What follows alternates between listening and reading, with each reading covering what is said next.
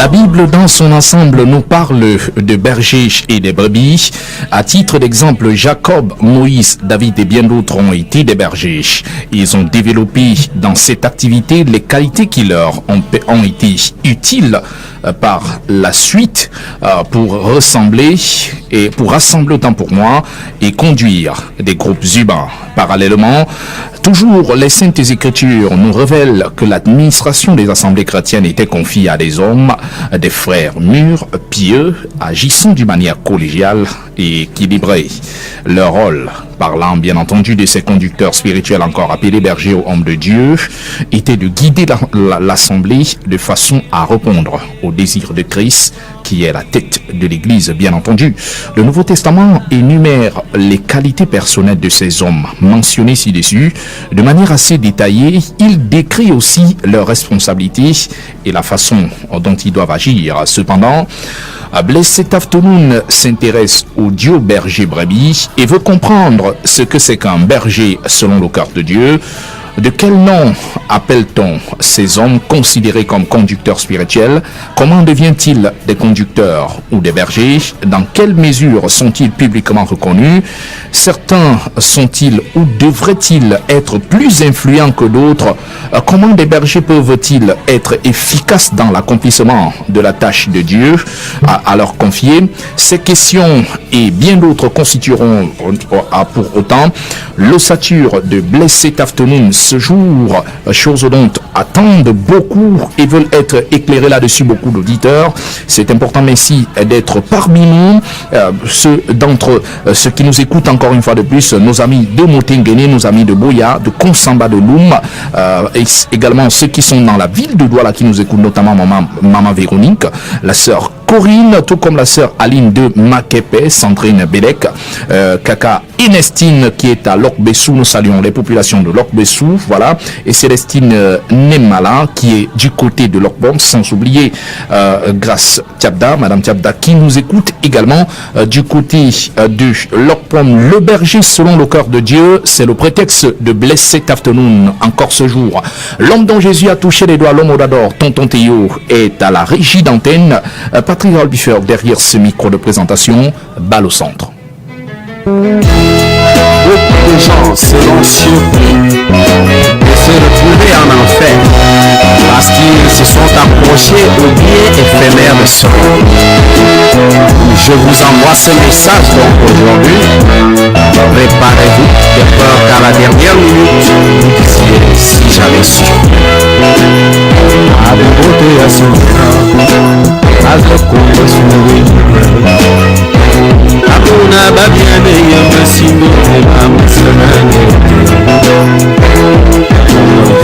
Merci à l'homme au doigt d'or, Tonton Théo. Vous aurez l'opportunité de pouvoir participer à cette émission au 237 si vous nous appelez depuis l'étranger, 33 07 56 32, 33 07 56 32. Voilà, à tous ceux qui peuvent nous recevoir du côté de l'Europe, en Irlande, en Angleterre, en Allemagne, en France, un peu partout, au Nigeria, au Congo, Gabon, en Guinée équatoriale. Voilà, tous ceux qui peuvent nous recevoir, même du côté des États-Unis d'Amérique, au Canada, bien entendu, 237 33 07 56 32, 33 07 56 32, 94 11 94 27. Vous pouvez déjà faire parvenir vos SMS à ces numéros. Voilà, merci évangéliste Elibet Trantiabda d'être des nôtres encore cet après-midi. Bienvenue.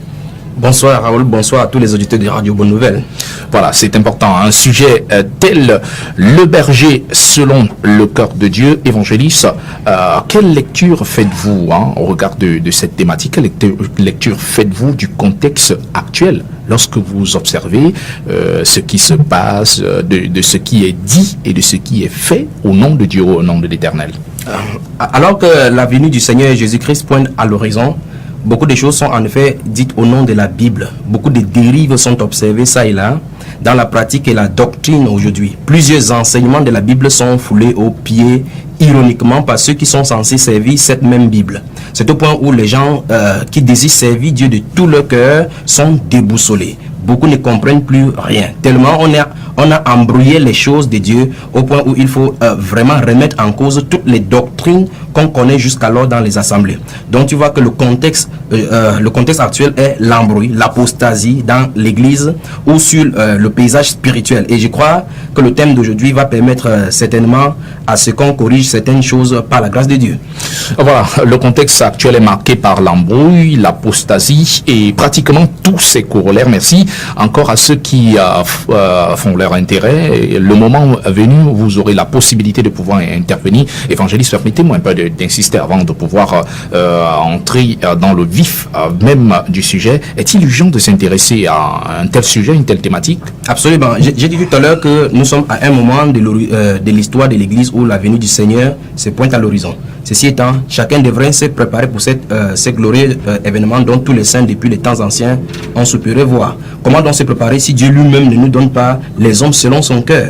Donc s'il y a vraiment une époque où l'on devrait s'intéresser au sujet du vrai berger, des bergers selon le cœur de Dieu, c'est maintenant. Dans ce méli-mélo spirituel qu'on a aujourd'hui, on a vraiment intérêt à savoir qu'est-ce que Dieu appelle berger, ce qu'il attend d'un berger, etc. Et je parie que les auditeurs seront d'accord avec moi que dans la chrétienté aujourd'hui, on ne sait plus qui est qui. Par exemple, je vais raconter une histoire. J'ai rencontré une dame qui est venue de Paris la dernière fois. Oui. Elle m'a raconté comment une femme l'a dépouillé toute sa famille, dépouillé les membres de son assemblée en disant qu'elle a des relations aux États-Unis pour inscrire les membres de l'assemblée. Elle a dépouillé ainsi. En fait, elle était conductrice. Déjà, si Dieu le permet, on va parler le cas des femmes ici dans cette émission. Elle était conductrice dans une dénomination de la place, et c'est à Yaoundé. Et elle a donc dépouillé toutes les familles comme ça avec des centaines de millions. Elle est allée passer de bonnes vacances à Paris, aller à New York, rentrer bredouille, et en mentant au sein de l'assemblée en disant que l'inscription arrive, et jusqu'aujourd'hui, ça fait 10 ans, 13 ans, l'inscription n'est jamais arrivée, et elle est sans quiétude. Donc voilà autant de choses dans ces mille dont on parle. Il y en a tellement, et les auditeurs appelleront particulièrement pour dénoncer de telles choses. Hypothèse d'école, ça nous édifiera certainement tout au long de cette émission. Évangéliste, vous avez accepté notre invitation pour débriefer ce sujet.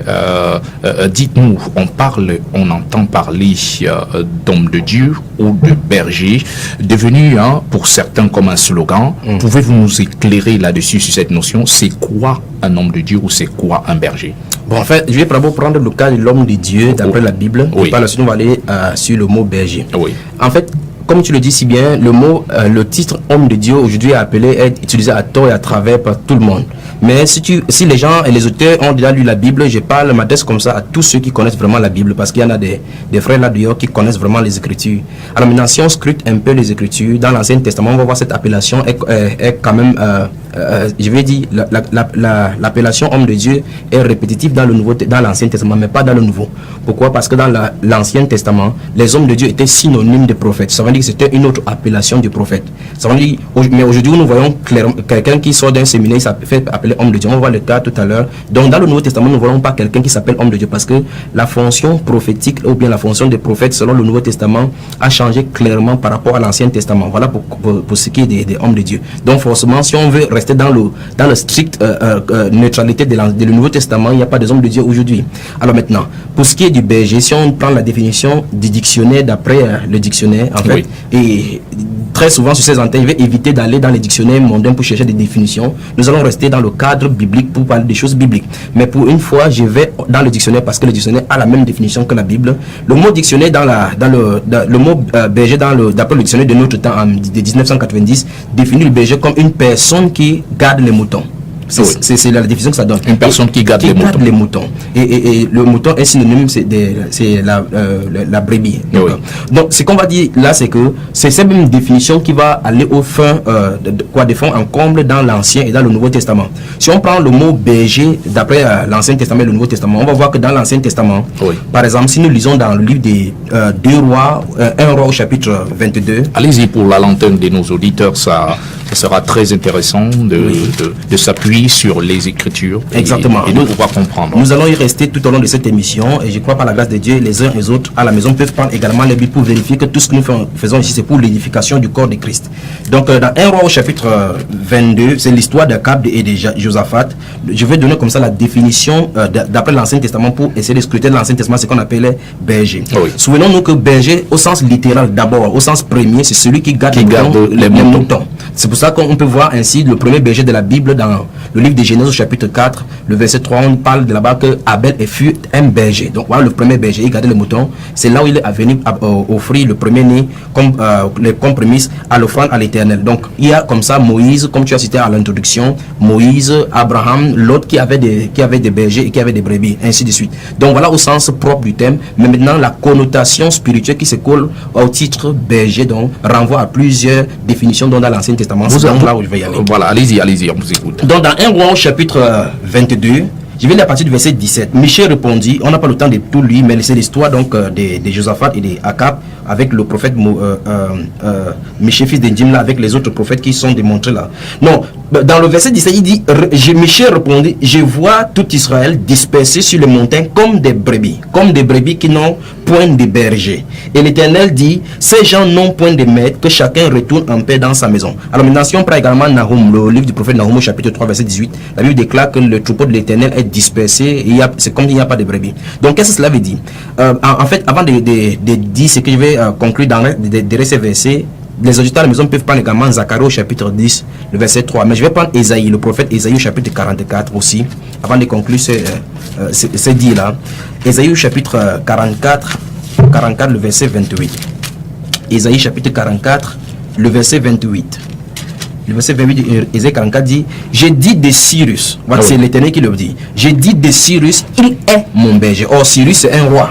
Donc j'ai dit de Cyrus, il est mon berger et il accomplira toute ma volonté. Il dira de Jérusalem qu'elle soit rebâtie et du temple qu'il soit fondé. Donc voilà une prophétie qu'on a écrit longtemps avant la naissance même du roi Cyrus. Donc il ressort donc de 1 Roi chapitre 22 verset 17 et suivant, de Zacharie chapitre 10 verset 3, de Nahum chapitre 3 18 et de Ésaïe chapitre 44 verset 28, que dans l'Ancien Testament, le berger pouvait signifier le conducteur dont les rois, les princes, les chefs des peuples. Donc, dans cette lecture, nous allons voir donc que dans l'Ancien Testament, les bergers sont soit l'Éternel des armées lui-même, le roi du pays d'Israël, les responsables, c'est-à-dire les princes, des chefs des tribus. Si nous lisons par exemple le livre des Psaumes 23 au verset 1, beaucoup de personnes connaissent beaucoup en ce moment, l'Éternel est mon berger. Donc nous voyons très bien que ça réfère directement là à l'Éternel lui-même comme étant le berger. Donc dans l'Ancien Testament, on a trois significations du berger au sens connotatif du thème.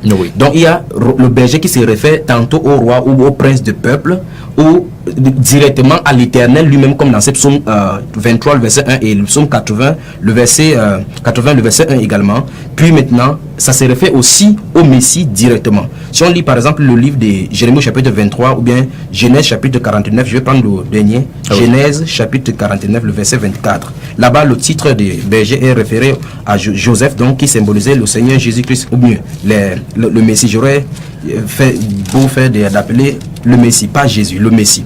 Donc Genèse chapitre 49 le verset 24.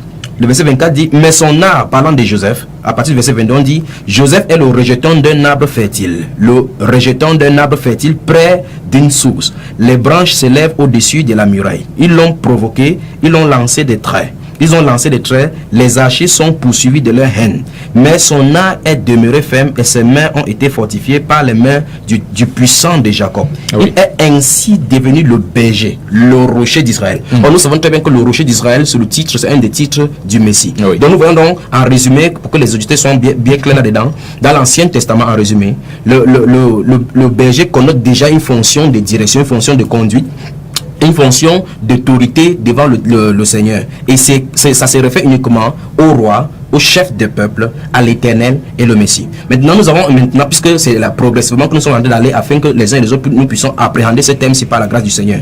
Dans le Nouveau Testament également, nous voyons très bien que le sens de guide, de conducteur est gardé aussi dans le Nouveau Testament.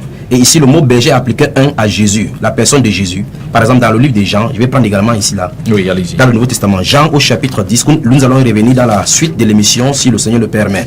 Dans Jean au chapitre 10, particulièrement le verset 11, la Bible déclare, Jean chapitre 10, verset 11, la Bible déclare, c'est Jésus qui serait parlant ici en personne. Il dit, je suis le bon berger. Le bon berger donne sa vie pour ses brebis. Donc lui-même, il s'applique lui-même ce titre-là dans le Nouveau Testament. Et dans plusieurs autres versets, dans 1 Pierre chapitre 2, par exemple, le verset 25, il parle de lui comme étant le souverain pasteur. Et lorsqu'on va revenir dans l'étymologie même du mot berger, selon le contexte grec qui a été écrit, on va voir très bien que le mot grec là-bas c'est poimen, qui veut dire exactement, c'est le même mot traduit pour pasteur. Donc partout dans la Bible où il est mentionné pasteur, c'est le même mot pour berger. Donc dans la suite, on va y revenir en profondeur. Donc dans le Nouveau Testament, le berger est aussi est directement lié à Jésus, dans la personne de Jésus. Ou bien, en deuxième lieu maintenant dans le Nouveau Testament, au groupe d'hommes que Dieu s'est choisi. Par exemple, nous pouvons prendre au groupe d'hommes, je recommence encore, ça c'est très important, au groupe d'hommes que Dieu s'est choisi. Je vais revenir, je vais insister sur cela dans l'émission, on va voir. Prenons Éphésiens au chapitre 4. Éphésiens chapitre 4. Éphésiens chapitre 4. Le verset, je vais lire d'abord le verset 8, puis les versets 11 à 16, et on va revenir dans le développement plus tard. Allez-y. Maintenant, la Bible déclare ici, c'est pourquoi, chapitre 4 d'Éphésiens, le verset 8 d'abord, bien aimé dans la maison, vous tous qui nous écoutez dans le monde entier. J'ai lu le verset 8, il est écrit, c'est pourquoi il est dit, étant monté en haut, il a amené des captifs et il a fait des dons aux hommes. C'est Dieu qui a fait des dons aux hommes. Et nous allons voir donc, on va citer maintenant à partir du verset 11, on dit, et il a donné, c'est très important cette notion, c'est Dieu qui a donné aux hommes, à l'église, il a donné les uns comme apôtres, les autres comme prophètes, les autres comme évangélistes, les autres comme pasteurs et docteurs. Je m'arrête déjà là-bas. Les autres, voilà, c'est Dieu qui a donné. Et ce groupe dont on va voir plus tard que ce sont le groupe de direction dans le Nouveau Testament. Donc voilà l'application, l'explication et la définition des bergers dans le dictionnaire, dans l'Ancien Testament, puis dans le Nouveau Testament. Voilà, donc c'est ce qu'on peut retenir dans l'Ancien Testament. Vous avez tantôt expliqué que le terme berger signifie conducteur, qui est lié à la personne du roi, au chef ou au prince du peuple, qui était l'Éternel des armées lui-même. Par contre, dans le Nouveau Testament, ce mot reflète d'abord Christ, voilà, il reflète Christ, et ensuite il reflète un groupe d'hommes. C'est important, voilà. Pas un homme, parce que les gens vont comprendre plus tard pourquoi je parle de groupe d'hommes. Oui, voilà. La notion est très importante. Voilà, c'est important d'apporter cette précision. Merci à ceux qui viennent de prendre le train en cours. Vous êtes sur Radio Bonne Nouvelle, la fréquence du corps de Christ. L'émission c'est Blessed Afternoon. Vous écoutez à présent Blessed Afternoon. C'est important d'être en notre compagnie. Vous aurez la possibilité de réagir où que vous soyez au 33 07 56 32, 33 07 56 32, 94 11 94 27, 94 11 94 27. Évangéliste, après cette clarification, c'est vrai, vous êtes en train de progresser dans l'analyse et dans l'argumentation de ce sujet. Nous aimerions un peu comprendre comment devient-on berger. Bonne question. Souvenez-vous, j'ai dit tout à l'heure que le mot grec pour pasteur est le même que le berger. Oui. Donc, je vais redire la question pour que les auditeurs puissent comprendre l'étendue du coup que Satan a infligé aux religieux. Si tu me permets donc, la question est comment devient-on pasteur? Donc on pourrait dire pasteur. Je veux que les gens corrigent cela, parce qu'on dit berger, je ne sais pas comment on dit cela, mais il faut qu'on dise désormais pasteur. Parce que c'est l'appellation qui est dans l'esprit de beaucoup. Parce que si on ne dit pas pasteur, les gens ne pour simplifier. Absolument. Voilà. Pour simplifier et aussi pour, je crois, essayer de nettoyer une notion perdue de la Bible que les gens ont appréhendée et dont les doctrines pernicieuses sont entrées. Donc la question maintenant c'est comment devient-on berger, ou bien comment devient-on pasteur? Donc je remercie Dieu que vous ayez posé vraiment cette question. Ceci va permettre de régler vraiment cette affaire des pasteurs qu'on entend à tort et à travers. Commençons, si vous le permettez, à lire dans les écrits de Dieu. Et ici particulièrement, nous allons lire vraiment la Bible pour répondre à la question comment devient-on pasteur? Allez-y. Dans le livre d'Éphésiens que j'ai lu là, au chapitre 4, versets 8 à 11, la Bible déclare clairement que Jésus étant monté, lui-même il a fait des dons aux hommes. Nous comprenons d'abord une notion que c'est Dieu, c'est Jésus qui décide de faire. C'est lui qui décide de faire. Je vais prendre encore un deuxième verset. Il y en a tellement de versets. Allez-y. Vous avez le temps de pouvoir rendre ces versets pour qu'on comprenne. On comprend réellement tant pour moi que vous êtes dans les Écritures. Allez-y. Merci. Prenons, auditeurs à la maison, prenons progressivement comme ça. Matthieu chapitre 9. Commençons quelque part. Matthieu au chapitre 9. Matthieu chapitre 9. Nous allons lire à partir du verset 35 jusqu'au verset 38. Allez-y. La Bible déclare, Jésus parcourait toutes les villes et les villages, enseignant dans les synagogues, prêchant la bonne nouvelle du royaume et guérissant toute maladie et toute infirmité. Voyant la foule, il fut ému de compassion pour elle, parce qu'elle était languissante et abattue comme des brebis qui n'ont point de berger. Alors il dit à ses disciples, la moisson est grande, mais il y a peu d'ouvriers. Verset 38, maintenant écoutez très bien. Priez donc le maître de la moisson d'envoyer des ouvriers dans sa moisson. Dans ce passage, nous voyons très bien que Jésus voit la foule, il voit que dans cette foule-ci, tout le monde souffre, beaucoup de personnes souffrent, d'autres sont malades, d'autres sont languissants, comme la Bible dit ici. Et il voit très bien qu'ils sont comme des brebis qui n'ont point de berger. Et Jésus dit à ses disciples donc que la moisson est grande, mais qu'il y a peu d'ouvriers. C'est frappant là. Maintenant, il recommande à ses disciples de prier le maître de la moisson d'envoyer des ouvriers dans sa moisson. Oui. Donc il y a plusieurs choses à comprendre ici. Il faut comprendre la notion de la moisson, la notion du maître et des ouvriers à sa moisson. Ce n'est pas les ouvriers dans la moisson de la personne. Donc la personne qui est envoyée ne doit pas travailler pour lui-même. La question, je recadre encore la question, c'est comment devient-on pasteur? Je suis en train d'arrêter doucement. Donc ici, c'est le maître qui doit envoyer. Qui est le maître de la moisson? C'est Dieu. Comme Jésus-Christ a dit ici, priez donc le maître de la moisson d'envoyer des ouvriers à sa moisson. Et dans ces Éphésiens chapitre 4, le verset 8 que nous avons vu, il dit, étant monté, il a fait des dons aux hommes. Et nous avons vu des apôtres jusqu'au docteur. Donc c'est Jésus qui doit donner les dons aux hommes. Maintenant, continuons pour voir cela dans le livre de Luc. Ce que je viens de lire là est encore repris dans le livre de Luc au chapitre 10, versets 2 et 3, où il a dit, partez, allez annoncer la bonne nouvelle, priez. La tâche est assez ardue. Dans le livre... Évangéliste, avant de poursuivre, oui. Vous avez essayé de résumer ces trois grandes lignes de ce verset. Oui. Les ouvriers, il y compris, oui. Le maître de la moisson, pour qu'il envoie les ouvriers dans la moisson. Oui. Le maître de la moisson, vous nous avez dit que c'est Dieu lui-même, parce que c'est lui qui fait les dons. Oui. Et la moisson... La moisson maintenant, c'est aller pêcher les brebis qui sont égarées au milieu du monde. Voilà, la moisson est liée aux brebis. Directement aux brebis. Et qui est-ce qu'il considère comme ouvrier? Qui est ouvrier? Qui appelle-t-il ouvrier? Mais voilà, tous ceux qui sont appelés à son service sont à considérer ici comme les ouvriers. Parce que chacun, avec le don qu'il dispose de la part du Seigneur, utilisa ces dons au service dans l'optique d'accomplir cette tâche de la moisson. Pourquoi, à un certain moment, permettez-moi de pouvoir vous poser cette question, pourquoi Dieu n'avait-il pas précisé que prier le maître de la moisson pour qu'il envoie les pasteurs? Bien, pourquoi n'a-t-il pas utilisé un titre particulier? Absolument, c'est une très bonne question également. C'est pourquoi, parce que Dieu, si nous lisons 1 Corinthiens chapitre 12, la Bible, le Saint-Esprit compare le corps de Christ à un corps humain. Si nous prenons 1 Corinthiens chapitre 12, oui. Un corps humain, vous voyez, Dieu dit tout simplement de donner la fonction, il donne la fonction générale. Ça veut dire que la tête a son rôle, les pieds ont leur rôle, ainsi chaque membre a un rôle. Donc il dit de façon grosso modo comme ça en disant, priez le maître de la moisson. En fait, Dieu veut dire ici, priez à ce que je dispatche les tâches à chacun pour que la moisson soit accomplie. C'est ce qu'il veut dire là. Donc Dieu n'avait pas besoin de citer un titre particulier pour savoir. Par la suite, donc par le Saint-Esprit, il va mettre les choses au clair qu'il a donné les uns comme dans cet appel, dans cette prière que les chrétiens ont fait afin qu'ils suscitent donc les bergers et les conducteurs ou bien les moissonneurs ou les ouvriers.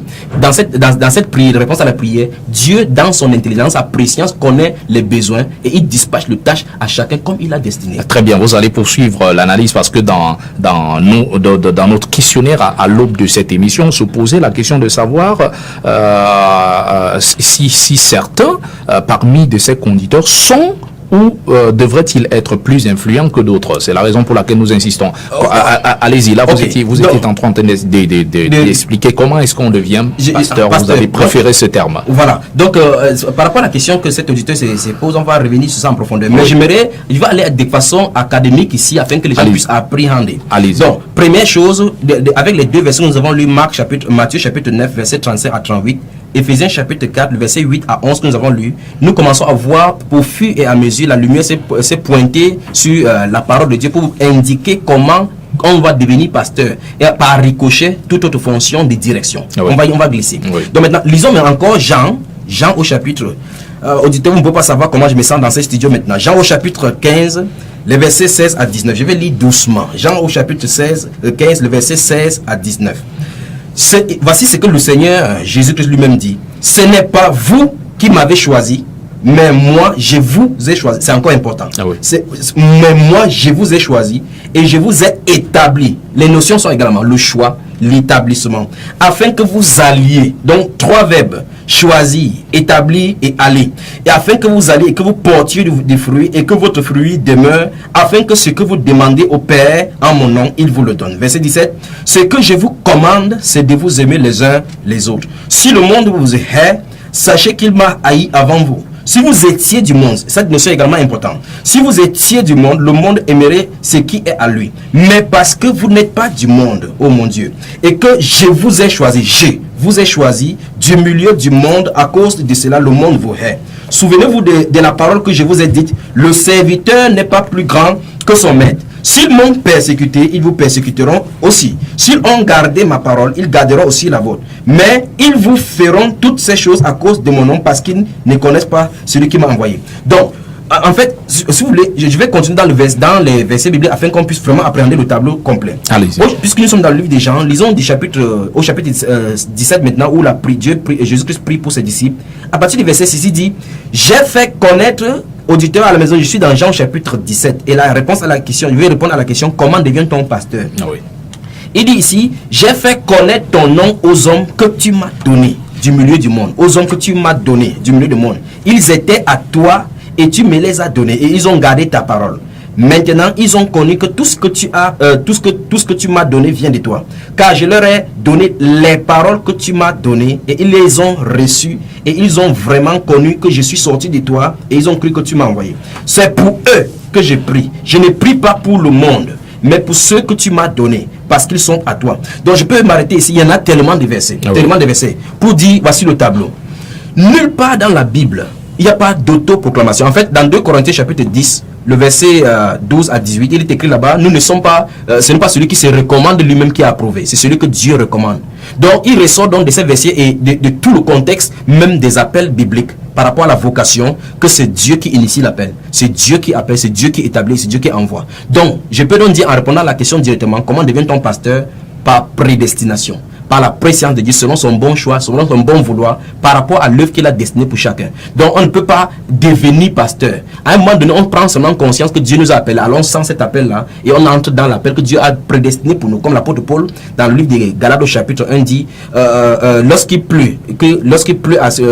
a plu à celui qui m'avait mis à part dès le sein maternel, de révéler son fils. Vous voyez? Donc l'apôtre Paul ne savait pas, mais il était dans des dérives théologiques comme on a aujourd'hui. À un moment donné, Dieu se révèle pour lui montrer la vraie tâche qu'il lui avait confiée depuis le sein maternel. Mais l'apôtre Paul n'en était pas conscient jusqu'à ce que Dieu se révèle à lui. Donc de la même façon ici, pour le cadre des disciples, Jésus-Christ priant ici dit: ils étaient à toi. Donc il dit au Père: ils étaient à toi, tu me les as donnés. Donc quand le Seigneur est venu, nous pouvons voir physiquement le Seigneur s'adresser à Simon-Pierre: lève-toi, suis-moi. Simon-Pierre va croire que ça a commencé ici, que son appel a commencé là. Pourtant, c'est écrit depuis que Jésus viendrait, d'après ses paroles ici, Jésus viendrait le choisir pour entrer dans son œuvre. Voilà pourquoi nous comprenons donc qu'on ne devient pas pasteur, on ne devient pas apôtre, c'est par vocation, c'est par appel, c'est une vocation céleste, un appel céleste. Donc ça met directement de côté tous ceux qui vont dans les écoles de formation pour devenir pasteur. On va y revenir maintenant. Voilà, on y reviendra sur cette thématique. Voilà, pour ceux qui veulent nous joindre, il n'est pas encore le moment, s'il vous plaît. Voilà, lorsqu'il sera 17h20, vous aurez la possibilité de pouvoir intervenir. Mais permettez-nous d'abord d'avancer dans notre questionnement. Permettez-nous d'avancer dans le questionnement. Vous aurez le temps de pouvoir réagir. Merci déjà pour votre intérêt. Mais évangéliste, certes, vous êtes en train de pouvoir expliquer un peu, ressortir les grands enseignements des versets que vous avez essayé de citer, mais nous aimerons encore mieux comprendre. Permettez-moi d'insister. Qu'est-ce qu'on peut, en fait, de manière claire et simple, qu'est-ce qu'on peut retenir d'après ces versets bibliques que vous venez de pouvoir citer? Merci. Donc, en fait, on peut dire de tous ces versets bibliques, on voit clairement que l'idée d'un institut biblique, d'une école de formation biblique, même les plus imminentes, c'est contrarier la parole de Dieu. C'est-à-dire que si quelqu'un ouvre déjà l'école biblique, il contrarie la parole de Dieu. Ce sont ces organisations même qui ont créé des embrouilles dont nous avons dénoncé dès le départ. Et les problèmes aux simples personnes qui désiraient seulement servir Dieu. Plus il y a des écoles bibliques, plus il y a l'apostasie. Je vais réitérer cela. Je suis conscient que ces théologiens me suivent maintenant. Je suis conscient que ces formateurs de fous me suivent maintenant. Je suis conscient que ces prisonniers... Écoutez, d'abord je vais te poser une question, Raoul. As-tu remarqué la différence qu'il y a entre une maison et la prison? Certainement, vous avez un élément de réponse. Absolument. Pourquoi? Parce que la prison peut être construite comme la maison. Mais la seule différence, c'est que dans ta maison, tu peux entrer avec tes clés et ressortir. À la prison, tu entres, tu n'as pas la liberté d'en sortir. Ça, c'est les écoles bibliques. Ça, c'est la théologie. Donc, je dis donc que pour tous ceux qui ont créé les écoles bibliques, plus il y a l'école biblique, plus il y a l'apostasie. Pourquoi? Parce que chacun dit tenir une révélation du Seigneur de le faire. Puis-je rappeler ici que toute révélation ou expérience anti-scripturaire est forcément antichrist? Je sais que les dirigeants de ces brigands, de ces brigades de perversion spirituelle, j'allais dire des formations de fous, ou encore des formations de grands prisonniers, des gardes prisonniers, Pourquoi? Parce qu'ils vont relâcher les gens pour aller répercuter cette prison-là dans les différents endroits. Je dis, je leur lance directement le défi ici maintenant qu'ils aient l'audace de venir confronter leur révélation à la parole de Dieu. À la parole de Dieu. Et de ne pas professer de menace. Vous vous souvenez, plusieurs fois comme ça, on est passé sur les antennes, on nous appelle par la suite pour nous insulter. Donc nous voulons que toute personne qui a son entreprise, j'allais dire encore dénomination ou bien école biblique, qu'il vienne se confronter ici à la parole de Dieu et puis on va regarder d'après la parole de Dieu. Donc, j'ai redit encore haut et fort, tous ceux qui ont ouvert ces brigades de fous appelées école biblique ou séminaire, fermez-les maintenant. Dieu n'a jamais commandé de telles choses et il ne le fera jamais. Vous devez l'admettre que le prince de la puissance de l'air vous a communiqué ses visions afin que vous l'aidiez à former des pharisiens et les sadduciens modernes appelés pasteurs. Jamais dans la Bible il n'est fait mention de l'école biblique. Je vous attends à Actes chapitre 19 tout à l'heure lorsque vous allez appeler à coup sûr. Donc, aucun verset de la Bible ne dit qu'un pasteur doit être formé par les hommes afin qu'il soit reconnu comme un mené. Donc, après 7 ans, 12 ans d'études, c'est terrible, frère. Après quoi, on lui verse de l'huile pour signifier qu'il est incorporé au corps pastoral, entre guillemets. Des abominations comme ça. C'est pas croyable. Écoutez-moi, vous dites servir Dieu, mais vous pratiquez. Vos pratiques sont loin d'être celles parce que vous dites que vous servez Dieu alors que vos pratiques sont dénaturées. Ce n'est pas la pratique de Dieu dont vous êtes servi. Il vous appelle à la repentance. Vous construisez vos entreprises et vous extampillez les sigles chrétiens que vous avez conçus avec votre père le diable. Jésus dit, c'est moi qui vous ai choisi, comme on a lu dans Jean au chapitre 15. Il dit, c'est moi qui vous ai choisi, vous ai envoyé, vous ai établi. Vous vous dites que quand quelqu'un reçoit l'appel, il faut passer par une formation. Quelle est cette génération d'apostates que Dieu a aujourd'hui? Dieu ne forme pas les gens en série. C'est très important. Il ne forme pas les gens en série comme vous le faites. Ce sont des papins, des briques pour construire les entreprises qu'on fabrique en série.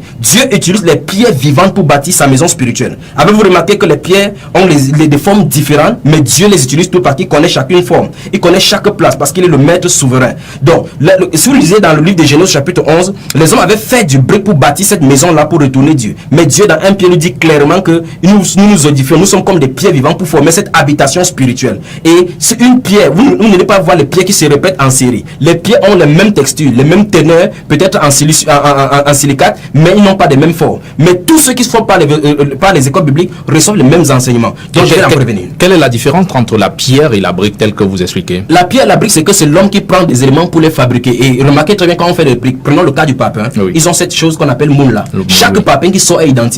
Voilà pourquoi cette année, première année, les gens vont voir la démonologie. Et il y a des gens qui viennent, et je rappelle maintenant pour tout, je parle maintenant à l'entité qu'on appelle Radio Bonne Nouvelle. Je parle maintenant à l'entité qu'on appelle Radio Bonne Nouvelle. Je ne parle pas à une personne. Sous cela, vous avez appelé Radio Bonne Nouvelle, la bonne nouvelle de la parole de Dieu, pas la bonne nouvelle du commerce. Je m'adresse maintenant à l'entité Radio Bonne Nouvelle. Vous tous qui vous êtes alignés pour faire du commerce avec le nom du Seigneur Dieu des armées, c'est maintenant le temps de revenir. N'acceptez plus de telles déviances démoniaco-sataniques sur ces antennes, parce que vous avez appelé et extampillé ceci de la bonne nouvelle de la parole de Dieu. Tous ceux qui viennent ici pour faire du commerce, du marchandage de leurs entreprises, des publicités de leurs entreprises. La Bible déclare que l'apôtre Paul prêchait seulement Jésus-Christ et Jésus-Christ crucifié. Donc tous ceux qui viennent ici doivent prêcher la parole de Dieu. Et le doigt de Dieu est sur toi, Radio Bonne Nouvelle. Donc maintenant, quand les gens viennent pour faire cette formation-là, comme j'ai parlé par rapport au papin, ils vont sortir quelque chose en série.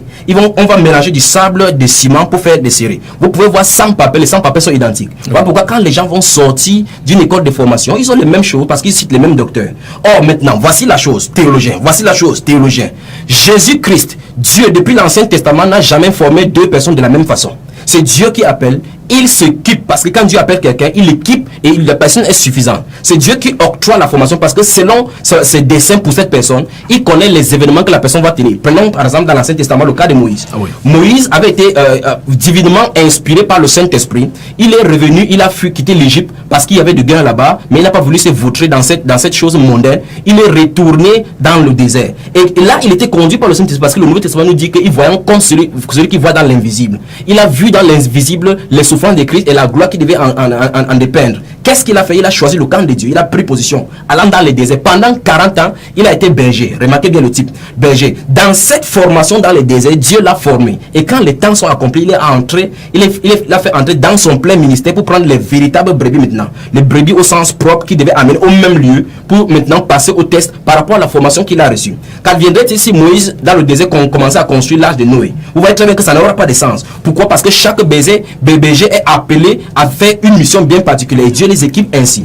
Donc, ça montre clairement que l'idée d'une formation sur place de chaque réplique pastorale n'a absolument aucun sens. C'est un non-sens, vraiment au sens propre du terme. Donc, c'est-à-dire de manière technique, vous voulez dire que Dieu ne forme pas les professionnels? Absolument, absolument. Voilà. Absolument. Là, vous expliquez tantôt ce que c'est que la brique. Vous allez poursuivre dans ce que vous étiez en train d'analyser. On aimerait juste comprendre avec cette parenthèse. Et la pierre, qu'en est-il? Quelle est sa signification? Maintenant, la pierre, remarquez très bien que la pierre est détachée d'une montagne. Oui. La pierre est détachée d'une montagne par l'érosion. Et l'érosion n'est pas contrôlée par un être humain.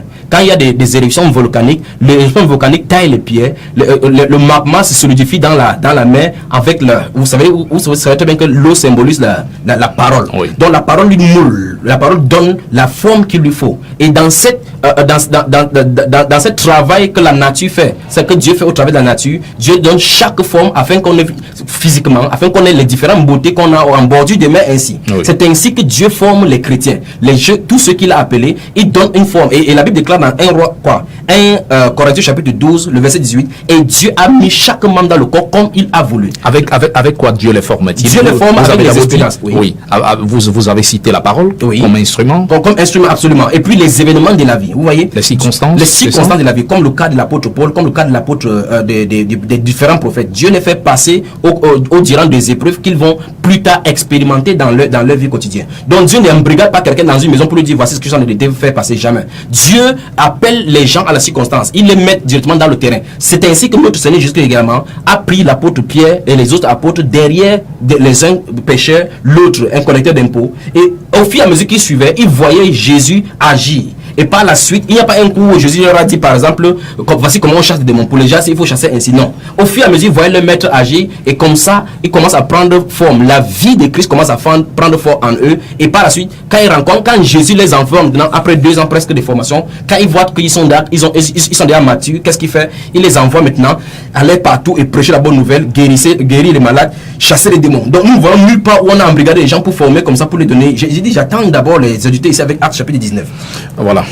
Merci pour ces explications. Vous aurez l'opportunité de pouvoir réagir avant de pouvoir parler d'autre chose. Si on vous comprend bien, évangéliste, de manière très très très très simple, en faveur de qui le berger travaille-t-il? En fait, déjà, lorsque nous avons compris dans ces différents versets que nous avons lus tout à l'heure, oui. Marc chapitre 9, Éphésiens 4 et Jean 15 et autres versets que je pourrais donner si les auditeurs en demandent, nous voyons très bien que les bergers, ils travaillent. D'abord, qui appelle le berger selon ce que vous avez? Clair. C'est clair que c'est Jésus qui appelle. Oui. C'est Jésus qui appelle. Il a dit clairement, c'est moi qui vous ai choisi, qui vous ai établi afin que vous alliez, que vous portiez des fruits, que votre fruit. Donc, c'est-à-dire que un conducteur spirituel reçoit son appel de Dieu directement de Dieu. Donc, et non de ce que vous avez cité d'une décision d'un conseil d'administration d'un mouvement. Exactement. Donc, on reçoit son appel de Dieu. Directement de Dieu. Voilà pourquoi la Bible parle partout là des vocations célestes. Attelez-vous à accomplir et à affermir votre vocation céleste, c'est-à-dire l'appel céleste. C'est que le mot vocation là-bas en grec c'est klesis, c'est-à-dire que l'appel du salut lié au ciel. Donc chaque personne doit, souvenons-nous, cet appel ne vient pas d'un homme, c'est Dieu lui-même. Maintenant il travaille pour ce Dieu là. Donc prenons pour cela comme ça Luc au chapitre 12. Allez-y. Luc chapitre 12. Allez-y. Le chapitre 12, je vais lire à partir des versets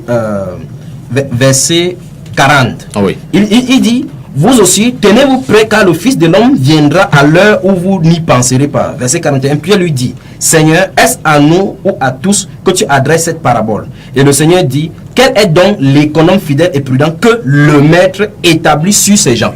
Le maître établit sur ces gens pour leur donner la nourriture au temps convenable. Il dit, heureux ce serviteur que son maître à son arrivée trouvera ainsi. Je vous le dis en vérité, il l'établira sur tous ses biens. Donc nous voyons très bien que les serviteurs ou bien les bergers sont établis pour...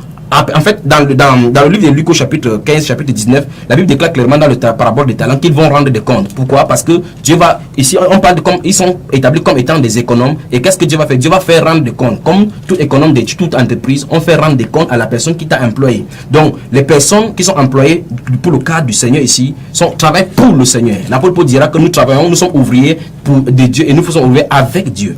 Nous sommes ouvriers de Dieu. Avant de quitter cette écriture, on remarque deux choses. Il dit que quel est l'économe fidèle et prudent que le maître établira. Donc c'est le maître qui établit. Exactement. Et sur ces gens, donc les gens aussi appartiennent au maître. Absolument, absolument. Dans ce livre de Luc au chapitre 10 au verset 2 également, où il est dit, priez le maître de la moisson pour qu'il envoie des ouvriers à sa moisson. Donc c'est la moisson. Donc je crois au fur et à mesure, si le temps le permet, qu'on va voir la relation berger-brebis, nous allons comprendre le pourquoi nous avons vraiment besoin de ce thème-ci, de connaître les bergers selon le cœur du Seigneur. Voilà, c'est important de pouvoir le comprendre là-dessus, comprendre de qui on reçoit son appel, pour qui travaille-t-on. On va mieux le comprendre. Vous aurez la possibilité de pouvoir intervenir tout au long de cette émission lorsqu'il sera 17h20. N'hésitez pas à nous interrompre par SMS au 94 11 94 27. Soyez précis s'il vous plaît. N'abrégez pas trop parce que nous avons souvent des difficultés à décrypter vos messages. Voilà, merci déjà pour votre très bonne compréhension. 237 si vous nous appelez hors du Cameroun, c'est important. Voilà, 237 33 07 56 32 33 07 56 32 32. Voilà, autant pour moi. Donc évangéliste, après cette clarification, nous permettez-nous de pouvoir évoluer dans ce sujet.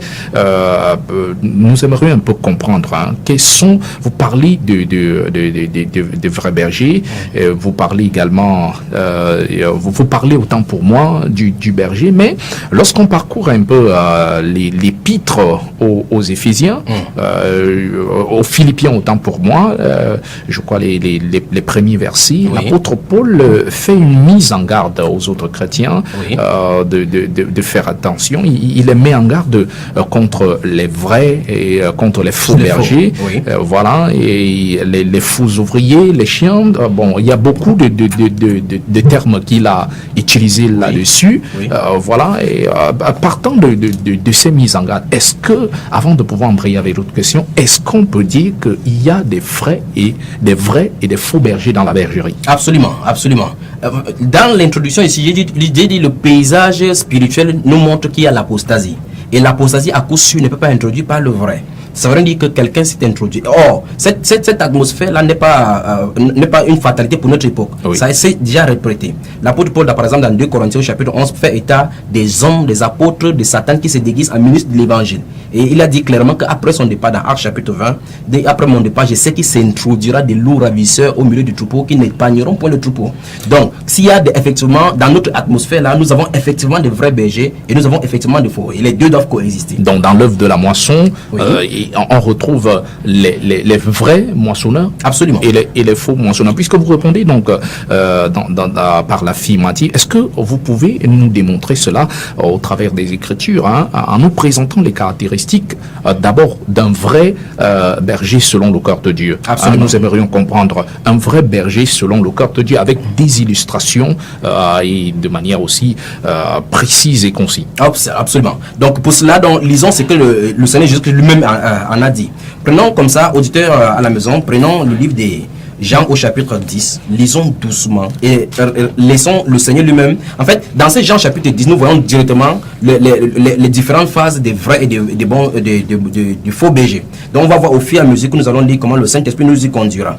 Donc dans Jean au chapitre 10, je commence à partir du verset 1. La Bible déclare, en vérité, je vous le dis, celui qui n'entre pas par la porte dans la bergerie, mais qui monte par ailleurs est un voleur et un brigand. Donc on commence à voir les thèmes, les synonymes de l'autre qui n'est pas berger.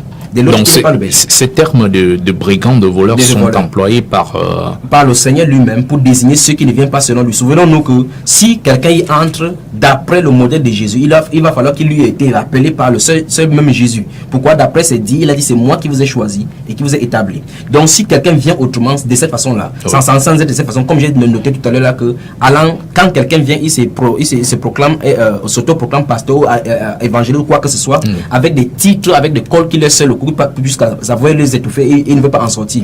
Donc quand quelqu'un vient se présenter ainsi sans être appelé de Dieu, alors forcément les synonymes, c'est pas moi qui le dis, ils peuvent se fâcher à la maison, c'est leur problème, mais je dis ce que la Bible dit. La Bible les appelle voleurs et brigands. Maintenant continuons verset 2. Il dit mais celui qui entre par la porte est le berger des brebis. Le portier lui ouvre, écoutez, le portier lui ouvre, c'est encore intéressant. Le portier lui ouvre et les brebis entendent sa voix. Il appelle par leur nom les brebis qui lui appartiennent. Voilà encore cette notion-là. Oui. Les brebis lui appartiennent. Et il les conduit dehors. Lorsqu'il a fait sortir toutes ses propres brebis, il marche devant elles et les brebis le suivent parce qu'elles connaissent sa voix. Lorsqu'on va toucher avec la notion des relations, là on va voir au sujet comment les brebis entendent la voix, quelle est la relation entre elles et lui. Maintenant, elles ne suivront point un étranger, mais elles fuiront loin de lui parce qu'elles ne connaissent pas la voix des étrangers. Jésus leur dit cette parabole, mais ils ne comprirent pas de quoi il leur parlait. Jésus leur dit encore, en vérité, je vous le dis, je suis, oh mon Dieu, je suis la porte des brebis.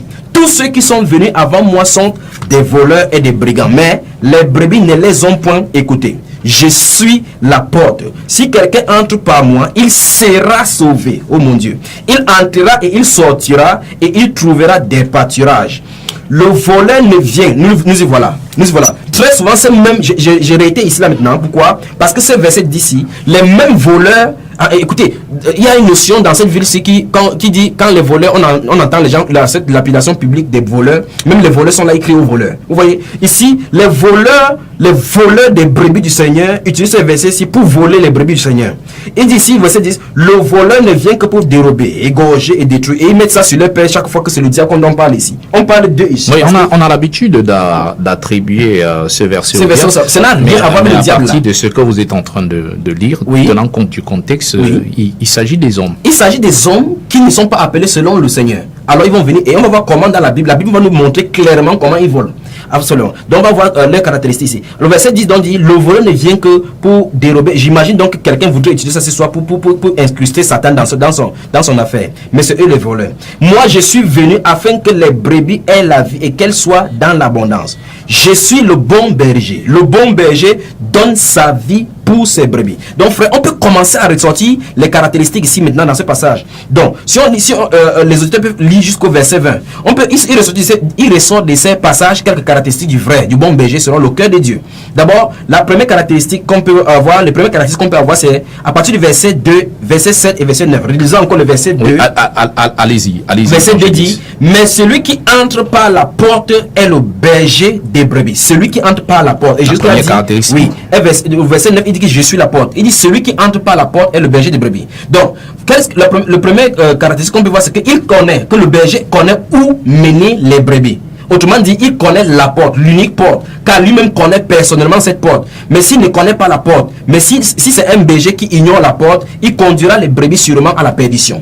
Voilà pourquoi au verset 9, Jésus dit qu'il est la porte. Il a dit que ces brebis entendent sa voix. Donc, ces bergers ne prêchent ni sa dénomination, ni son assemblée, ni lui-même, encore moins un homme. Il prêche Jésus-Christ et Jésus-Christ crucifié. Il présente aux brebis Jésus qui est la porte. Donc la prédication est reposée et centrée sur la personne de Jésus-Christ. Car la prédication de la sainte doctrine est la nourriture qui doit être faite, qui doit faire grandir les brebis. Il connaît la saison. Ici encore la notion importante mon cher.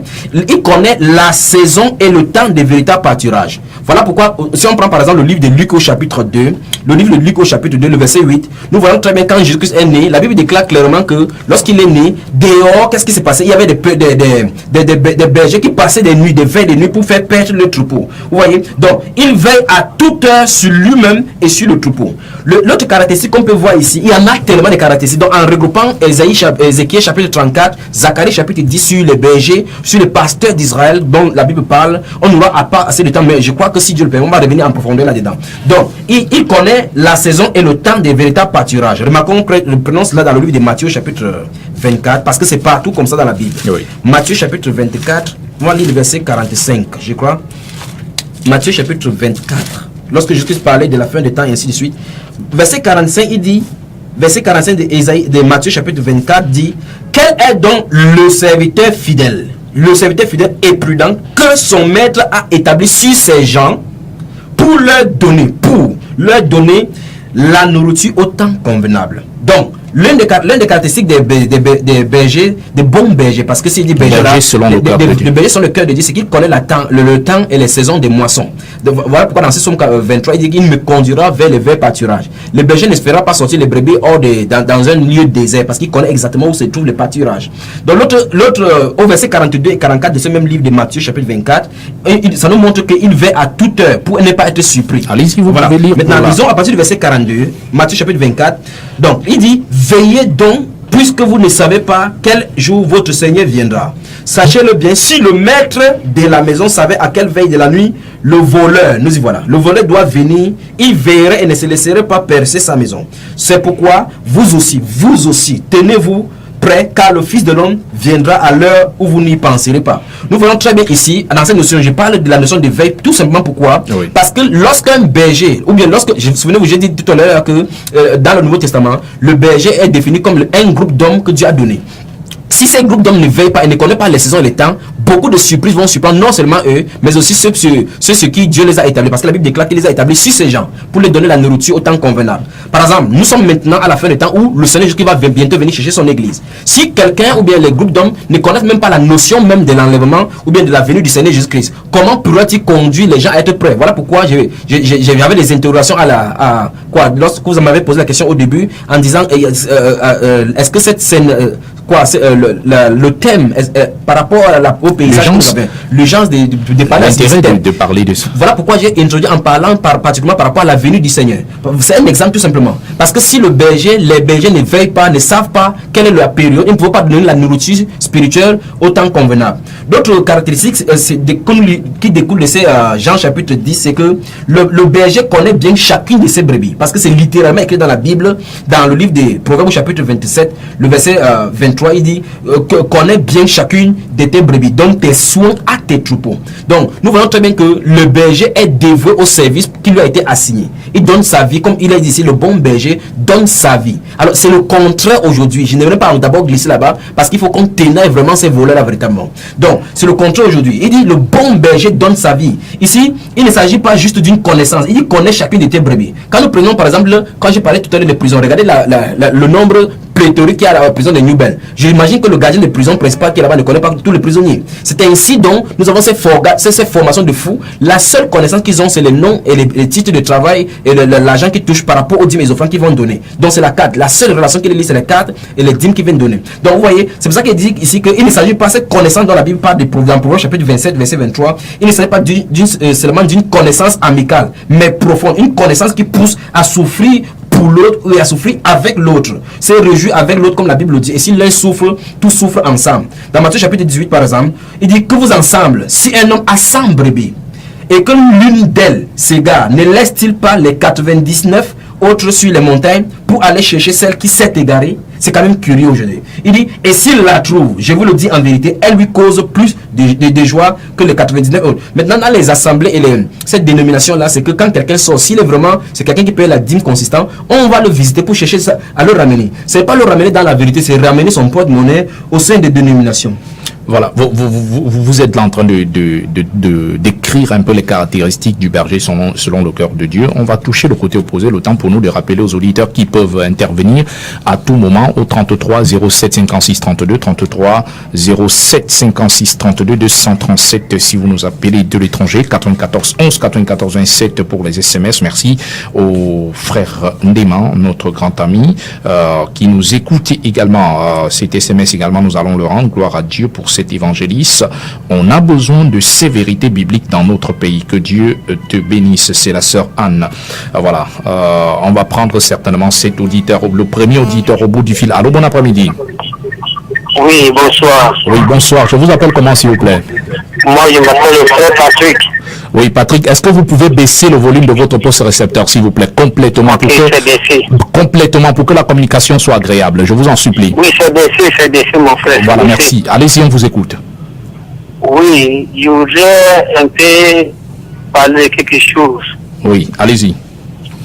Oui, premièrement, je ne voudrais pas reprocher l'homme de Dieu, je ne voudrais pas corriger l'homme de Dieu, mais je voudrais parler de quelque chose. La Bible dit qu'en déracinant le vrai, que vous ne déracinez pas le vrai. Nous ferons parler beaucoup de choses là. La première chose que je voulais parler, c'est par rapport à l'homme de Dieu. L'homme de Dieu a dit que les hommes de Dieu n'existent pas aujourd'hui dans le Nouveau Testament. Mais la Bible nous fait comprendre dans 2 Timothée chapitre 3, verset 17, afin que l'homme de Dieu soit propre pour enseigner la parole de Dieu. 1 Timothée chapitre 6, verset 11. Toi, pour toi, homme de Dieu, fais ces choses. Et quand on parle de l'homme de Dieu, moi je pense que ce n'est pas le mot homme de Dieu qui est important. Le mot homme de Dieu n'a pas de valeur. C'est la nature de Dieu dans l'homme qui produit l'homme de Dieu. Dieu est amour, compatissant, et les caractéristiques doivent être comme Dieu, parce qu'il est écrit tel qu'il est tel nous sommes. Et aussi l'homme de Dieu aussi a parlé que les écoles bibliques forment les rebelles, et les brigands et les fous. Mais moi je pense que la Bible dit que celui qui appellera son frère fuit les dangers de l'enfer. Les écoles bibliques sont bien parce que la Bible nous fait comprendre dans Hébreux chapitre 5 verset 12.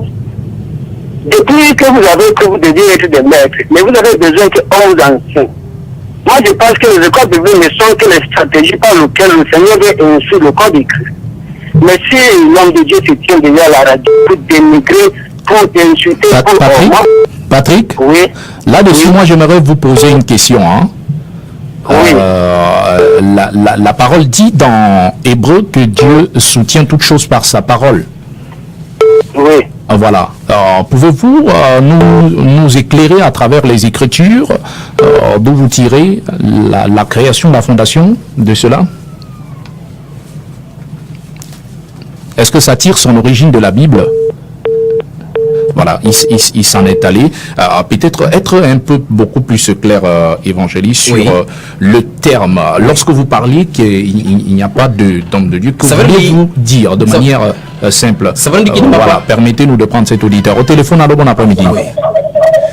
Baissez complètement le volume de votre poste récepteur, s'il vous plaît. Lorsque vous nous appelez, oui, baissez le volume de votre poste récepteur. Oui, bonjour, je vous appelle comment, s'il vous plaît? Oui, je suis Georges Bonquet. Allez-y, Georges Bonquet. Oui, juste pour poser une question. Paul ne dit-il pas à Timothée, apporte-moi les parchemins? Qu'est-ce que ça veut dire exactement, s'il vous plaît? Bonne question. Merci. Bonne question. Oui, apporte-moi les parchemins, évangéliste. Allez-y, d'abord avec Patrick. Oui, finissons rapidement avec Georges parce que ceci est facile. Alors, nous voyons très bien que dans l'histoire de l'Église, la Bible déclare clairement que lorsque l'apôtre Paul prêchait, souvenez-vous, dans les synagogues, il y avait les parchemins qui étaient des copies, des scribes qui répliquaient comme ça les écrits de l'Ancien Testament. Et voilà pourquoi dans différentes villes où il y avait des synagogues, l'apôtre Paul partait, il essayait d'expliquer et de convaincre les Juifs par les écrits de l'Ancien Testament que Jésus était le Christ. Donc, ce sont ces parchemins dont il était question. Les parchemins en question, c'était les écrits de l'Ancien Testament, parce qu'ils n'avaient que ça sur la main. C'est à partir de son appel maintenant que Dieu a commencé à utiliser pour écrire les lettres que nous avons aujourd'hui dans le Nouveau Testament. Ça, c'est par rapport à... Voilà, Patrick qui parlait de l'homme de Dieu, le terme homme de Dieu. Oui, le terme.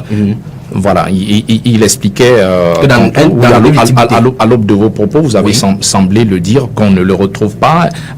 Qu'est-ce que vous vouliez de manière simple dire? Donc, en fait, il n'a pas compris le sens dans lequel j'ai parlé. Remarquez très bien, dans l'Ancien Testament, j'ai dit ceci. Les hommes de Dieu, le terme homme de Dieu, en tant que titre, était réservé aux prophètes de Dieu. En tant que titre. En tant que titre, c'est pas comme ça. Était réservé seulement aux prophètes. Si continue comme ça, remarque très bien, dans la Bible, avant qu'on ne prenne cet auditeur. On prend cet auditeur. Au téléphone, allô, bon après-midi. Allô? Oui, allô, bon après-midi. Oui, bon après-midi à vous également. Oui, je vous appelle comment, s'il vous plaît? Maman Olive. Oui. Et donc, je voudrais tout simplement confirmer, n'est-ce pas, cet enseignement, ces révélations qui sont en train d'être données à ces gens. Et puis, je crois que la radio Bi-Nouvelle a compris également le message divin par la bouche du frère. Qu'il en soit ainsi. Merci, Maman Olive, pour cet appel. Voilà, on revient avant de pouvoir progresser pour qu'il n'y ait pas de incompréhensions.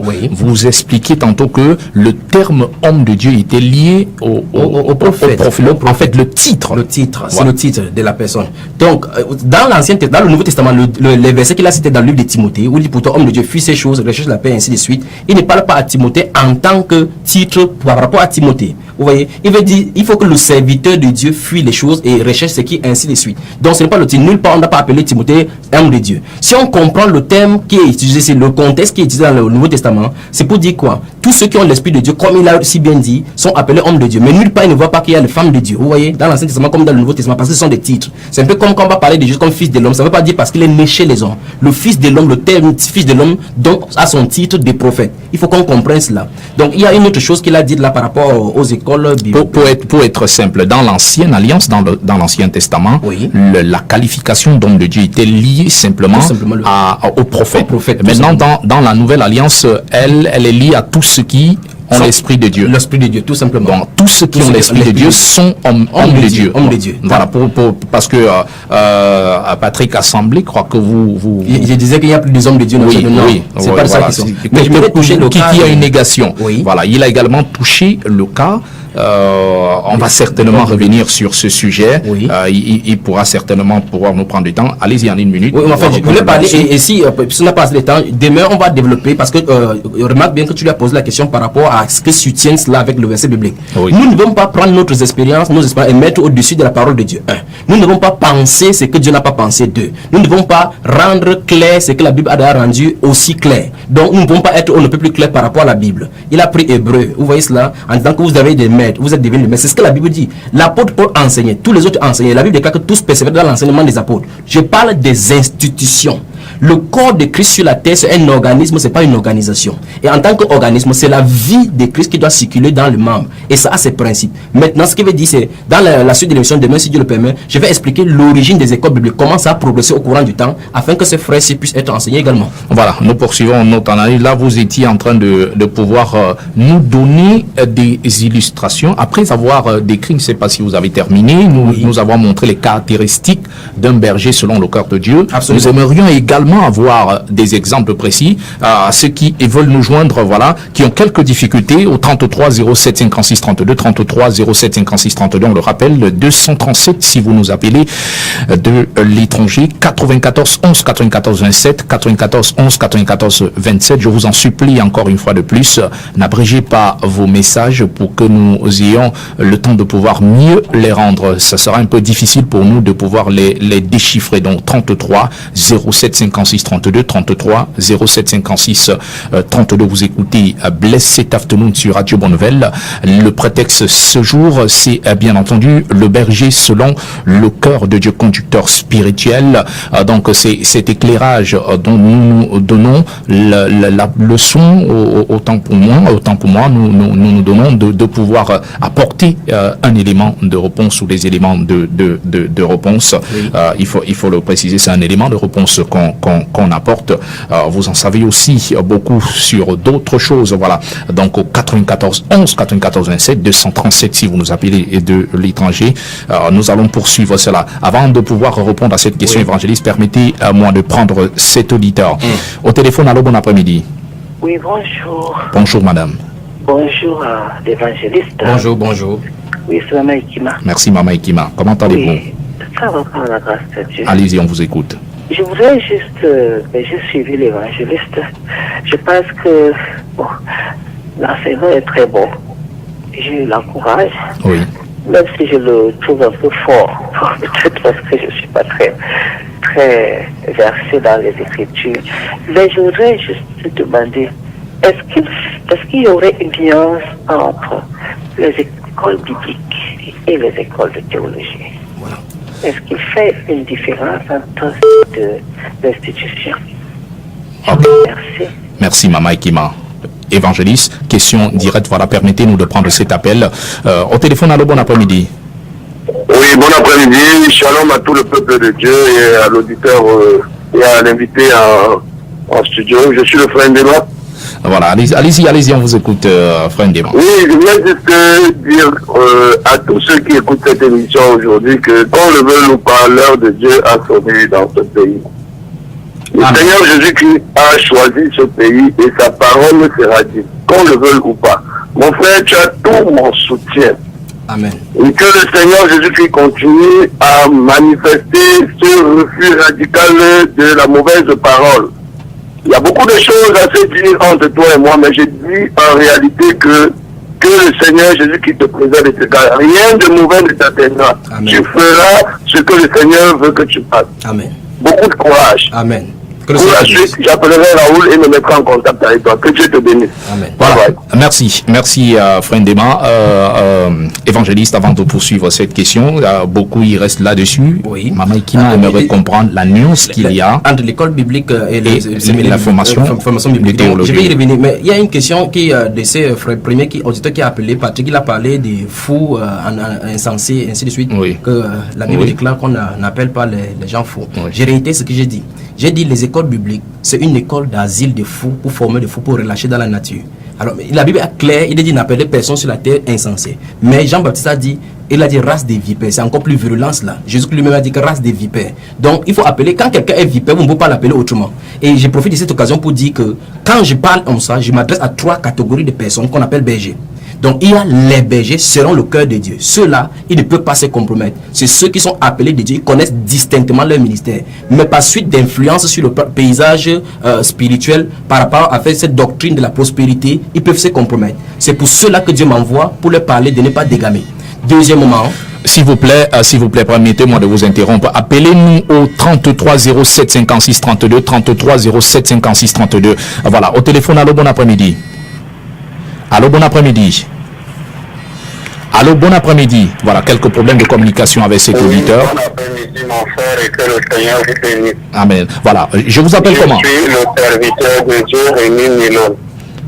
Allez-y, René Milo. Voilà, je ne connais pas, enfin, je ne sais pas comment le présentateur de cette émission s'appelle, mais tout ce que je sais, c'est que vous faites un travail remarquable et je tiens véritablement à vous féliciter pour cela. Merci. Et je dois avouer que depuis que j'écoute Radio Bonne Nouvelle, Dieu seul sait depuis combien d'années, je n'ai pas souvent rencontré des émissions qui m'intéressent, je veux dire, à ce point. Donc, je voudrais également que l'évangéliste, parce que j'ai écouté certaines de ses interventions sur la fin des temps, qui m'ont en tout point édifié et je ne sais pas, je suis absolument d'accord avec lui sur tout ce qu'il a dit depuis le premier jour. Et comme je suis en train de rouler, je crains d'arriver dans un endroit qui n'est pas baigné par le réseau, pas par le réseau, mais qui ne couvre, que Radio Bonne Nouvelle ne couvre pas. Je voulais simplement lui demander quelque chose. J'ai mon petit point de vue là-dessus. Vous savez, maintenant, on est arrivé à une saison telle que quel que soit l'appel, comme il a dit qu'on reçoit l'appel directement de Dieu, on est formé par toutes les situations et les circonstances de la vie que le Seigneur permet. Et le jour où on devient prêt, le Seigneur va nous revêtir de sa puissance pour nous lâcher. Absolument. Mais nous avons rencontré beaucoup de personnes qui sont réellement appelées de Dieu, mais à cause de ce que ces gens se tiennent dans la parole de Dieu, comme dans le cas de l'évangéliste, leurs leaders se refusent totalement à leur ordonner pour devenir ministre de Dieu. Alors, moi, ce qui me taraude un tout petit peu, premièrement, j'ai jamais trouvé le mot ordonné, que ce soit un apôtre, absolument, un prophète, ou n'importe quelle autre chose, je n'ai jamais trouvé ça. Absolument. Dans la Bible, absolument, mais frère. pourtant c'est régulièrement utilisé. Tant qu'on n'est pas ordonné par ces petits dieux ou ces rois télés, on ne peut pas commencer le ministère. Alors je voudrais donc savoir quelle est la position de l'évangéliste à ce sujet. Est-ce que quand j'ai été appelé par le Seigneur, je dois attendre qu'il me forme, qu'il me brise et qu'il me revête et que c'est de lui que je dois recevoir le moment du début de mon ministère, ou alors il faut que j'attende à tout prix que nos rois télés, n'est-ce pas, veuillent bien nous ordonner à condition que nous puissions nous plier à leurs 4 volontés. Absolument. Merci et soyez abondamment bénis. Voilà. Évangéliste, très rapidement, répondez à la question du serviteur René Milo et vous revenez sur la préoccupation de Mama Ekima. Vous avez compris sa question? Exactement. Donc, je suis d'accord avec lui clairement que la façon de l'ordination, on va revenir le cadre demain par rapport à l'ordination des bergers, parce qu'on ne peut pas aller, on peut passer outre. Je vous en supplie, chers auditeurs, ne nous appelez pas au 33 07 56 au 94 autant pour moi, 94 11 99 87. Certainement, vous avez des difficultés à nous joindre au 33 07 56 32. Appelez-nous uniquement au 33 07 56 32. Je rappelle s'il vous plaît, au 33 07 56 32. 94 11 94, c'est uniquement pour les SMS. Allez-y, répondez aux serviteurs rêvés. La Bible dit que tous ceux qui prendront Dieu pour appui trouveront dans leur cœur des chemins tout tracés. Et si Jésus, comme on a lu dans Jean chapitre 15 aujourd'hui, il a dit c'est moi qui vous ai choisi, vous ai établi et que vous ai envoyé afin que vous alliez et que vous portiez des fruits. Le véritable problème, lorsqu'on va continuer Dieu le voulant, on va toucher le baptême du Saint-Esprit parce que ça a travers avec cela. Parce que c'est le Saint-Esprit qui incorpore les gens dans le corps et les dispatche chacun d'après sa position. Donc, pour ce frère, si je réponds directement, toute personne qui ordonne, remarquez très bien, on va voir cela que ça a été incorporé à la chrétienté à partir des philosophies platoniques et Aristote. On va voir cela, on va retracer ça demain, je vais donner point par point, on va voir. Donc il n'y a aucune situation d'ordination dans la Bible, dans le Nouveau Testament. En fait, c'est étranger au Nouveau Testament. C'est un mélange du paganisme, des doctrines romaines incorporées. On va retracer cela demain. Donc, mon frère, je suis d'accord avec toi. Nul besoin d'être consacré par un pasteur ou par un comité. Vous voyez? Donc, qu'est-ce qu'il peut dire? Donc, l'idée qu'un ouvrier chrétien doit compléter l'université, le séminaire biblique pour être légitimement et horriblement enraciné. Elle est tellement encrassée que quand les gens sentent un appel de Dieu dans leur vie, ils sont conditionnés à commencer par la chasse pour une université théologique ou un séminaire biblique. Voilà ce qui ressort maintenant. Évangéliste, oui. Vous avez cité le passage de 2 Corinthiens 8, le verset 18. Oui. L'ordination, l'ordination ou la consécration est-elle liée à la reconnaissance humaine? Ça n'a rien à voir. Est-ce qu'elle est liée à la reconnaissance humaine? Voilà, en fait, c'est lié à la reconnaissance humaine. C'est pour vous montrer clairement que, en fait, sur ce terrain, on a exactement deux voies. Soit les gens décident de servir Dieu à la manière de Dieu, ou bien décident de se compromettre et dans ce cas entrer dans des institutions humaines. D'après le manuel de Dieu, du ciel qui est donné là-bas, il n'y a pas d'ordination quelconque. On va revenir sur les passages que les gens... Donc, c'est-à-dire, vous voulez dire au serviteur René Milo qu'il reste dans la formation dont Dieu est en train de poursuivre avec lui. Absolument. Les circonstances dont il traverse. Absolument. Parce qu'il exprime cela au travers de sa voix. Exactement. Donc, qu'il ne soit pas confus, qu'il laisse Dieu continuer la formation. Souvenons-nous, c'est Dieu qui initie l'appel. C'est Dieu qui dit quand l'appel est terminé et c'est Dieu qui envoie la personne dans le champ selon le champ des missions. Voilà, vous avez une préoccupation depuis de Maman Ekima, l'alliance dont elle a posé la question de savoir la différence entre le séminaire théologique et les séminaires bibliques et l'étude biblique. Oui, les formations théologiques en fait, demain également, puisqu'on a passé le temps, je vais revenir je vais lui dire directement. Je vais quand même lui dire directement que cette formation théologique et l'étude biblique s'est développée sur le temps après l'histoire dans l'histoire de l'Église en 4 temps. Je vais parler de la scolastique, de la monastique et ainsi de suite, des séminaires et puis des théologies des scolastiques. Donc je vais revenir sur ça demain pour bien expliquer. Et elle va voir maintenant, je vais lui montrer avec les écrits, avec les références, qu'elle puisse comprendre que tout système dénominationnel, pourtant, parce que c'est sorti de l'Église catholique. L'Église catholique a été la première, vous voyez. Donc, ces séminaires théologiques qui sont sortis avec Thomas d'Aquin, Aristote et autres qui ont féodé l'Église, les pentecôtistes et autres, enfin, pas les pentecôtistes directement, mais les luthériens en sortant ont créé encore leur propre école missionnaire. Vous voyez cela, les écoles de formation de leurs propres prêtres, enfin, de leurs propres pasteurs, parce qu'ils ne voulaient pas le terme prêtre. Donc, qu'est-ce qui se passe? Les pentecôtistes, les méthodistes, les baptistes vont sortir et chaque personne maintenant va avoir leur manuel. Vous voyez, le manuel pour former leurs propres dirigeants maintenant. Qu'est-ce qu'il va faire? Tous répliques dont on va se faire depuis le premier. Je peux dire directement à cette sœur-là que les systèmes de l'école biblique sont identiques au système de l'école théologique. Si vous êtes là, c'est pour nous permettre de comprendre un certain nombre de choses. Oui. Et école biblique, on semble parler de la théologie. Oui. De manière simple, on parle souvent de théologie, c'est-à-dire le discours sur Dieu, oui, l'étude sur Dieu. Oui. Est-ce qu'il est possible d'étudier Dieu s'étudie-t-il ou il se révèle? C'est un non-sens. Vous voyez, dans le livre de Matthieu chapitre 11, le verset 25, Jésus a dit... Il est un Dieu infini. C'est un Dieu infini. C'est pas possible. C'est pas possible. Toute la vie qu'on passera ici ne nous suffira même pas pour étudier l'autel de Dieu. Donc, la Bible est claire. Jésus a dit que personne ne connaît le Père si ce n'est celui le Fils ou celui à qui le Fils veut le révéler. Et la façon de Dieu de révéler, il a dit dans Jean chapitre 14, si quelqu'un même il gardera ma parole, le Père et moi nous l'aimerons et nous nous ferons connaître à lui. Donc, c'est Dieu en fait une fois de plus, dans chaque initiative par rapport au divin, c'est Dieu qui prend l'initiative de venir vers l'homme. C'est pas l'homme qui prend l'initiative de venir vers Dieu. Donc Dieu se révèle. Dieu se révèle. On ne peut pas l'étudier parce qu'il est infini. Absolument. Vous voyez, donc le simple fait de faire l'étude théologique montre clairement que l'homme a déraisonné. Voilà, permettez-moi de rendre ces SMS avant que vous ne poursuivez avec des illustrations, puisque la réalisation nous fait signe de comprendre que la première mi-temps sera terminée d'un moment à l'autre. Bonjour frère, que pensez-vous de l'école d'un nommé Tyrannus. Nous y voilà. La personne Paul a enseigné dans Acte 19 par rapport aux écoles bibliques aujourd'hui. Voilà, nous y voilà. C'est lui qui pose cette question. Oui, ok, maintenant, je préfère, on prend rapidement ce verset, il a dit dans Acte chapitre 19, le verset 9. Regardez bien. Permettez-moi de prendre cet auditeur au bout du fil. Au téléphone, allô, bon après-midi. Ah, oui, baissez complètement le volume de votre poste récepteur, je vous en supplie. Complètement, c'est désagréable. Je vous en supplie. Oui, allez-y, on vous écoute. Vous m'écoutez? Oui, allez-y, je vous appelle comment, s'il vous plaît? Oui, Wandy.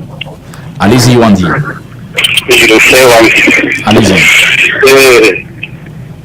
Je veux tout simplement dire que, vous savez, la perception seulement sur le monde, ce que c'est en train de dire, que les gens ne comprennent plus même ce que c'est la vérité. Oui. Et je rends grâce à Dieu pour la vie du évangile qui est en train de parler maintenant, parce que ça, c'est vraiment une révélation du Seigneur. Il n'y a pas ici d'école biblique, des écoles qui forment les pasteurs, non. Tout ça sont des abominations. C'est l'ignorance des gens. Amen. Dieu se révèle, on n'attend pas Dieu quelque part, parce qu'il est infini. Alors, il y a tant de choses à dire que vraiment, si on le fait au téléphone, il n'y aura pas assez de moyens. Mais je rends grâce à Dieu que ceux qui ont des oreilles pour comprendre en profitent. Et que ceux qui ne veulent pas comprendre, si ce sont les pétitions, bon, ça sera leur problème. Mais c'est pourtant il y a une grâce, un privilège d'écouter ce que le frère est en train de parler et que chacun en profite. Merci, cher ami. Merci, évangéliste. Oui. Vous vouliez tantôt expliquer dans Acte chapitre 19, verset 9. Mais avant d'encoder là-dessus, j'aimerais parler, je finis le thème que je disais ici. Je disais, Dieu m'a envoyé pour parler aux élus de Dieu. Et je m'adresse donc à 3 personnes, 3 catégories. Oui. Permettez-nous de prendre... allô, bon après-midi. Bon après-midi, frère. Voilà, merci de baisser le volume de votre poste. Vous vous éloignez complètement du bruit. Éloignez-vous complètement du bruit pour que ça soit agréable. Voilà, merci. Je vous appelle comment, s'il vous plaît? Oui, c'est le frère Emmanuel. Allez-y, Emmanuel. Oui, frère, vraiment, je remercie déjà pour ce qui est là et qui prend la peine de mieux nous expliquer parce que c'est depuis le début de l'émission que je vous écoute. Oui. Et j'essaie de prendre les versets bibliques qui donnent au bout du chemin, quoi.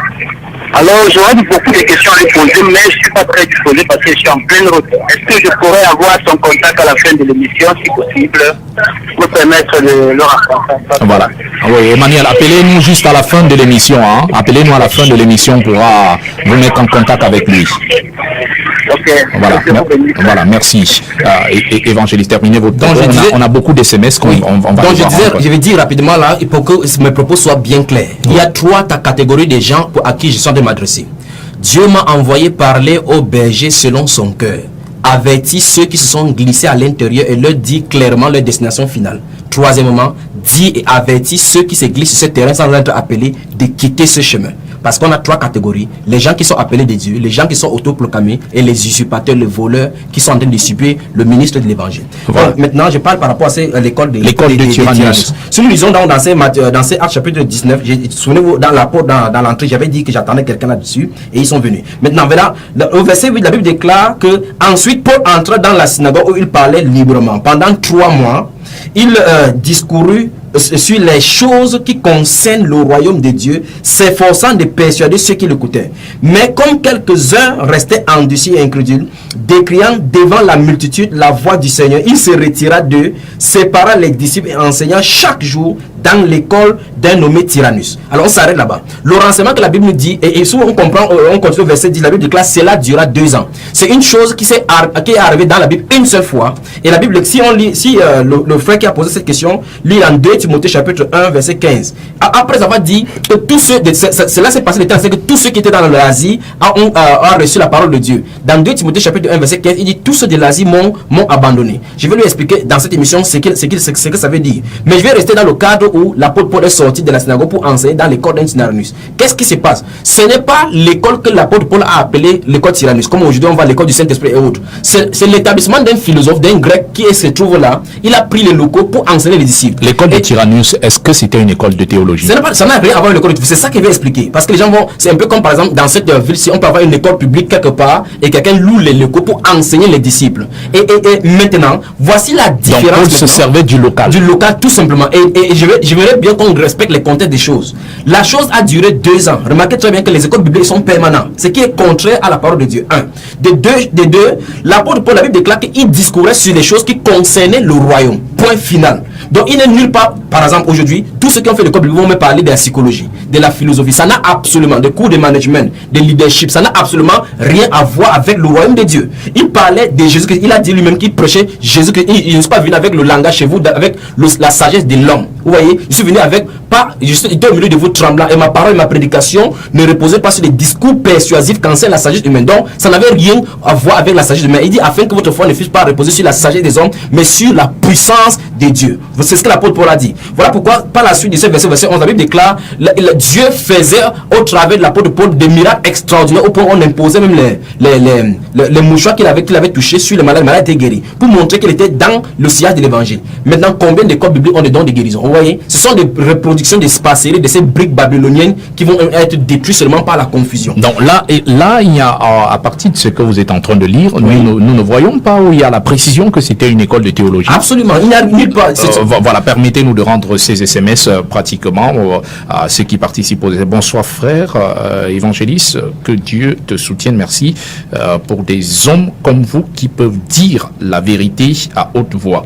Voilà, bonjour évangéliste, ce que Éphésiens 4, 11 à 14 dit, est-ce comme nous devons grandir? Bon. Ok, voilà encore un bon SMS qu'on va développer ici. Vous voyez, parce que dans ces Éphésiens, on parle du perfectionnement des saints, le but pour lequel les bergers sont donnés. Voilà pourquoi c'est très important qu'on comprenne cela. Parce que si on a des mauvais ouvriers, on va toucher le cadre même de l'église. Vous allez voir que s'il y a un mauvais ouvrier, forcément les chrétiens vont tourner en rond. Les gens sont en train de m'écouter maintenant. Il y a beaucoup de chrétiens. Sinon, la grande majorité, on fait 20 ans. Tu demandes à un chrétien.